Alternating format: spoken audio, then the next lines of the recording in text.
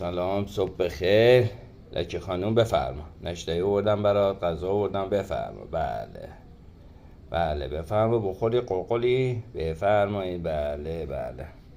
خب دوباره بیا. نیا جلو نیا. او پی پی هم کرده اونجا و بفرما. باشه بابا، دست منو نخور. باشه بفرما لکه خانوم. قوقلی نازی تو لکی منی. آره اینم دوست جدیدمونه. تو صحراهای محمود آباد پیداش کردیم و چند روزی است که خلاصه مهمون ماست. بدجو دستی هم عادت شده. بفرما.